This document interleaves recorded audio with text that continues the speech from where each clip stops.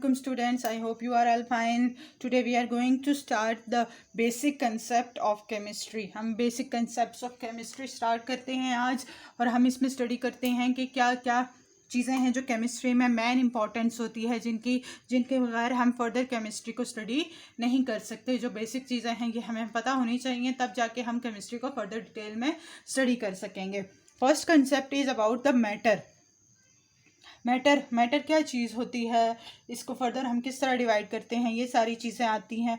ये चीज़ें हम आज स्टडी करते हैं. What is matter? मैटर क्या है? Anything that has some mass, जिसका कोई वज़न होता है, and occupy some space is called matter. कोई भी ऐसी चीज़ जिसका कोई मैस होता है और वो कोई जगह घेरती है वो क्या कहलाएगी? मैटर कहलाएगी. इसमें एग्जांपल कोई भी आ सकती है. चेयर है, वाटर है, बूंस है हमारी, और कोई भी बेड है, कोई भी चीज़ हम जिसको लिक्विड में हो, बेशक वो किसी भी चीज़ में, गैसियस स्टेट में, सॉलिड स्टेट में, वो सारी हम स्टडी करते हैं. किस में? मैटर में स्टडी करते हैं. अब हमने पहला क्या देखा कि बेसिक चीज़ क्या है केमिस्ट्री में? मैटर. कोई भी चीज़ जो हम स्टडी करते हैं वो क्या है? मैटर है. अब हम इसको फर्दर डिवाइड करेंगे कि मैटर किस चीज़ से बना है और क्या चीज़ें हैं जो इसके काम करने में अमल दखल है जिन चीज़ों का. नेक्स्ट हम देखते हैं कि मैटर किस चीज़ से मिलके बना है. Matter is made up of molecule. Matter बनता है किस चीज़ से? मॉलिक्यूल से बनता है. जैसे हम वाटर को लेते हैं एज एन एग्जांपल. वाटर में क्या होता है? वाटर हमने एज एन एग्जांपल ली. वाटर में क्या है? H2O मॉलिक्यूल को हम कहते हैं वाटर मॉलिक्यूल. ठीक है, ये H2O क्या है? वाटर मॉलिक्यूल है. इसमें क्या चीज़ें हैं, इसकी कंपोजिशन क्या है H2O की? ये ऑक्सीजन एटम है. एक ऑक्सीजन एटम होता है सेंटर में, एंड इसके साइड्स पे क्या अटैच होता है? हमारे पास अटैच होते हैं दो हाइड्रोजन बॉन्डिंग के ज़रिए अटैच होते हैं. और ये जो सिंगल फॉर्म में, ये हम एज अ होल लेते हैं, हम इसको कहते हैं मॉलिक्यूल. लेकिन जब हम इसको सिंगल लेते हैं तो ये क्या है? ऑक्सीजन एटम है. This one is hydrogen atom and this one is also hydrogen atom हमारे पास आ जाती है. ये हम इंडिविजुअली इनको एटम्स कहते हैं. जब ये कंबाइन होते हैं तो हमारे पास आ जाता है H2O का मॉलिक्यूल.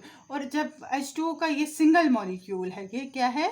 सिंगल मॉलिक्यूल H2O का है. लेकिन जब हम ढेर सारे H2O के मॉलिक्यूल्स लेते हैं, और वो क्या बनाता है? एक ड्रॉप में ढेर सारे H2O के मॉलिक्यूल्स भी आते हैं. जब हम उनको इकट्ठा लेते हैं तो वो क्या होता है? Water is a matter. हम उसको क्या कहते हैं कि वाटर क्या है? मैटर है हमारे पास. अब हम आते हैं इस फर्दर कंपोजिशन की तरफ. अब हमने पढ़ा पहला matter, second one is molecule, and third one is atom. अब हम एटम की डिटेल की तरफ आते. Now atom is the fundamental particle, जिससे क्या बनता है? मॉलिक्यूल बनता है. अब एटम की तरफ आते हैं. एटम का स्ट्रक्चर क्या होता है? एटम होता है एक सर्कुलर राउंड ऑर्बिट, इस तरह का पार्टिकल है. उसमें सेंटर में क्या है? न्यूक्लियस है, जिसके ऊपर क्या डिपेंड करता है? उसका होल मास जो होता है किसी भी एटम का, वो उसके न्यूक्लियस पे डिपेंड करता है. और उसका जो आउटर ये शेल्स हैं, इनके अंदर क्या? इलेक्ट्रॉन्स रिवॉल्व कर रहे होते हैं. और जो न्यूक्लियस होता है,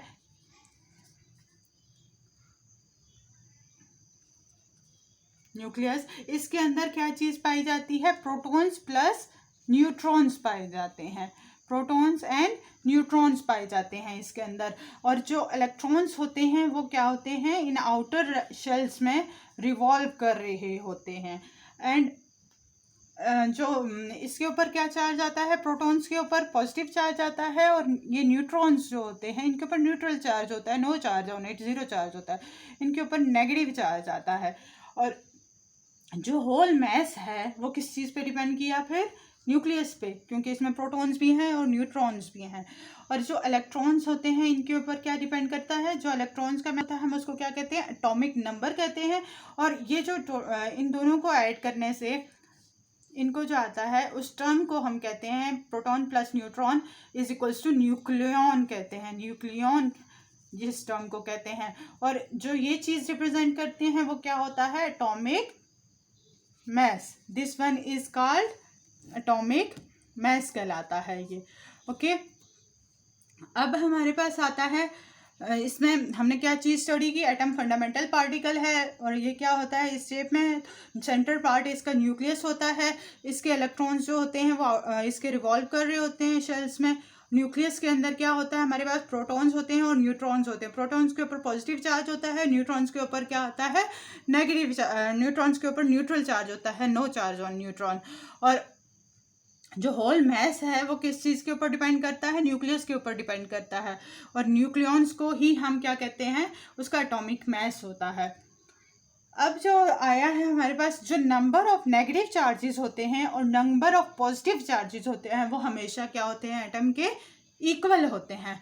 तो फिर इस वजह से क्या होता है, एटम हमारे पास number of protons is equals to number of electrons आ जाता है। तो हमारे पास ये दोनों चीज़ें जब इक्वल हो आएंगी तो एटम क्या होगा, हमारे पास इलेक्ट्रिकली न्यूट्रल आ जाता है। Okay guys, you understand this, कि क्या होता है, एटम जो होता है वो इलेक्ट्रिकली न्यूट्रल पार्टिकल आ जाता है, क्योंकि उसके पॉजिटिव और नेगेटिव चार्जेस हमेशा क्या होते हैं, that is equal to each other. अब हम आते हैं कि जो इलेक्ट्रॉन्स होती है, ये इलेक्ट्रॉन्स की फिलिंग होती है, ये किस तरह होती है इसमें। हाँ जी, हम अब आते हैं इलेक्ट्रॉन्स की फिलिंग किस तरह होती है किसी भी एटम के अंदर, अरेंजमेंट क्या होती है। ये होता है मोस्टली जो सिंबल है, हम किसी भी एलिमेंट का सिंबल ये लिया हुआ है, जनरल एलिमेंट है एक्स। तो जब जो इसकी यहाँ पे लिखा होता है, ये क्या होता है, राइट साइड पे ऊपर वाली साइड पे ये क्या होता है, एटॉमिक मास। और यहाँ पे अक्सर पीरियोडिक टेबल में भी देखें तो इसी तरह रिप्रेजेंट किए जाते हैं, एटॉमिक नंबर्स यहाँ पे बॉटम पे लिखे होते हैं और अपर साइड पे क्या है, एटॉमिक मैसेज लिखे होते हैं। एटॉमिक मैस किस चीज़ के बराबर है, हमने अभी देखा था, protons plus neutrons, and atomic number is equals to number of electrons या नंबर ऑफ प्रोटॉन्स इक्वल होते हैं, हम कोई भी ले सकते हैं इसमें। अब हम आते हैं एटम के अरेंजमेंट में, एटम की इलेक्ट्रॉन्स की अरेंजमेंट में। ये सेंटर में क्या होता है, हमारे पास न्यूक्लियस है जिसके ऊपर पॉजिटिव चार्ज। फर्स्ट जो शेल होता है, फर्स्ट एनर्जी लेवल इसको हम कहते हैं, first energy level, okay, and first energy level. Second one is second energy level, third one is third energy level, this one is fourth energy level. इसी तरह हम गो ऑन, इसी तरह जाते हैं हम, वी फर्दर गो ऑन के ऐसे फोर्थ एनर्जी लेवल है, फिफ्थ एनर्जी लेवल है, सिक्स्थ एनर्जी लेवल है। जितने ज़्यादा नंबर ऑफ इलेक्ट्रॉन्स बढ़ेंगे उतने ज़्यादा नंबर ऑफ शेल्स भी इंक्रीज होंगे। जो फर्स्ट एनर्जी लेवल है उसमें हमेशा कितने इलेक्ट्रॉन्स की फिलिंग होती है, 2 इलेक्ट्रॉन्स होते हैं हमेशा। ये 2 इलेक्ट्रॉन्स इसमें होंगे तो वो कंप्लीटली फिल हो जाएगा। And number 2 second energy level पे हमेशा 8 इलेक्ट्रॉन्स की फिलिंग होती है, and on the third energy level 18 electrons, and the fourth energy levels पे क्या आते हैं, 32 इलेक्ट्रॉन्स की फिलिंग होती है। हमारे पास क्या होता है, ये एनर्जी लेवल्स हैं, इसमें आ जाते हैं। इस तरह हम क्या करेंगे, अब फर्स्ट एनर्जी लेवल जब लिखेंगे तो 1s, ये क्या है, इसके ऑर्बिटल्स हैं। ये s क्या है, इसका सब शेल है। फर्स्ट जो है किस में डिवाइड होता है, 1s में, और इसमें क्या आ जाते हैं, कितने इलेक्ट्रॉन्स होते हैं, हमेशा s में 2 इलेक्ट्रॉन्स की फिलिंग होती है। फिर नेक्स्ट आ जाते हैं हमारे पास सेकेंड शेल, इसमें हमारे पास आ जाती हैं 2s, 2p, x, 2p, p ही शेल होता है लेकिन ये क्या होता है, 3 डायमेंशनल होता है, px, py एंड pz। हमेशा सब शेल में 2 इलेक्ट्रॉन्स की ही फिलिंग होती है और उनकी क्या होती है, ये याद रखिएगा, अपोजिट स्पिन्स होती हैं हमेशा। जो इलेक्ट्रॉन्स की फिलिंग, ये मैं आपको फर्दर डिटेल में स्पिन की पढ़ाऊंगी। यहाँ पे 2 इलेक्ट्रॉन्स यहाँ पे फिल हो गए। टोटल जो p शेल है, अगर हम इसको लिखेंगे तो हम इसको किस तरह लिखेंगे, टोटल p शेल में आ जाते हैं हमारे पास 6 electron. Now come to the third energy level 3s2, इस तरह हम फिलिंग करेंगे 3p6, p में हमेशा 6 इलेक्ट्रॉन्स की फिलिंग होती है। 3d में हमेशा 10 इलेक्ट्रॉन्स की फिलिंग होती है। फिर नेक्स्ट हम फोर्थ एनर्जी लेवल की तरफ आते हैं, हमारे पास क्या आ जाता है, 4s, 4p, 4d and that is 4f आ जाता है हमारे पास। अब इसमें क्या है, 2 इलेक्ट्रॉन्स की फिलिंग आएगी।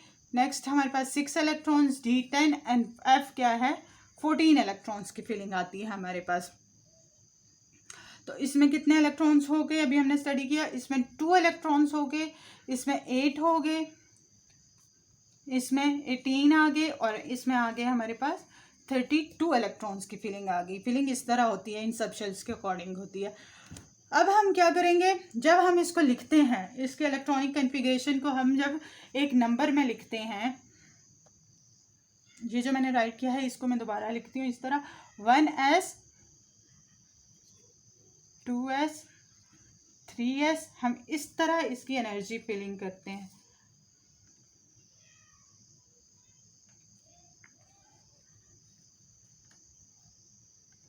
To s 2p, now come to the 3s।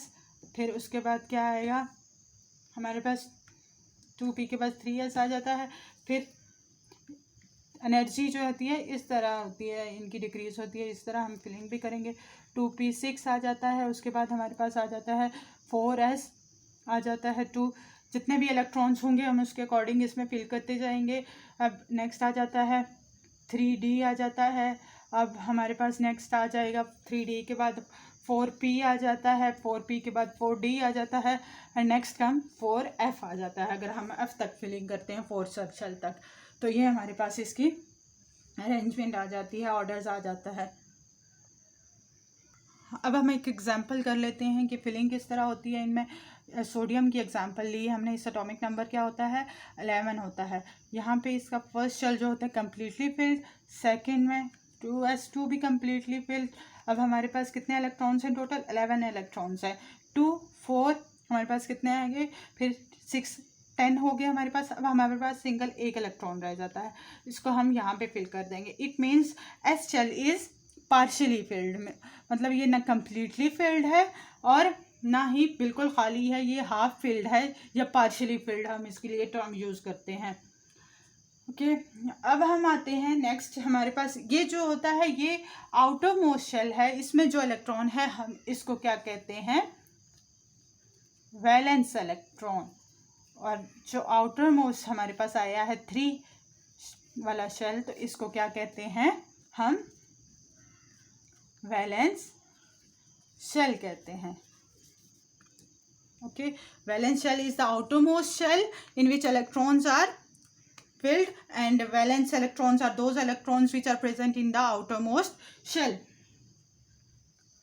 अब ये जो हमने पढ़ा वैलेंस इलेक्ट्रॉन्स का, अब हम आते हैं इनर्टनेस ऑफ नोबल गैसेस की तरफ। नोबल गैसेस जो होती है ना, जैसे हमारे पास हीलियम है, हीलियम का एटॉमिक नंबर 2 होता है। तो अब इसमें हम जब फिल करते हैं ना तो ये कम्प्लीटली फिल्ड होती है। नियॉन है तो उसका क्या आएगा, नोबल गैसेस की बात हो रही है। ये नोबल गैसेस क्या करती हैं, इनका आउटर मोस्ट शेल हमेशा कंप्लीट होता है। They have no need to combine with the other elements, उनके को ज़रूरत नहीं होती कि वो बाकी एलिमेंट्स के साथ कंबाइन करें, इसलिए वो क्या करते हैं, अपना इनर्ट रहते हैं, रेयर गैसेस। इसीलिए इनको कहा जाता है कि they have no tendency to react with other elements, कि इनके आउटर मोस्ट शेल में इनकी फिलिंग जो होती है वो कंप्लीट होती है। इसलिए मज़ीद इनको ना किसी इलेक्ट्रॉन की ज़रूरत होती है, ना किसी और शेल की ज़रूरत होती है। They have no necessity to combine with the other elements. Neon है, इसके 10 होते हैं, तो वो क्या करेगा, 1s2 2s2 2p 6 आ गया। इसका भी आउटर मोस्ट शेल कंप्लीट है। इसी तरह आर्गॉन है, क्रिप्टॉन है, they have completely filled their outermost shell, so they have no need to combine with other elements. So noble gases are the inert gases, हम कहते हैं उनको। Okay, today's topic is almost complete. हमने इसी के बारे में study करना था आज। हमने सबसे पहले क्या स्टडी किया, हमने स्टडी किया मैटर।